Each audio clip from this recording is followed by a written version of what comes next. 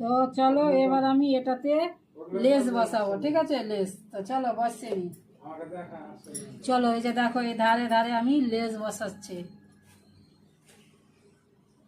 এই লেসটাকে আমি বসাচ্ছি, দেখে নাও।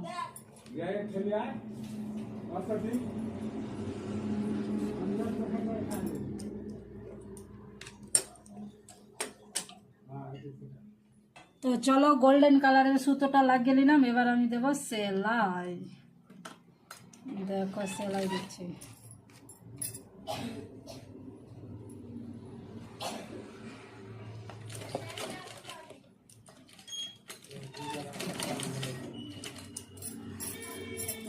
এইভাবে সেলাই দিয়ে নেব। দেখেছ সেলাইটা হয়ে যাচ্ছে।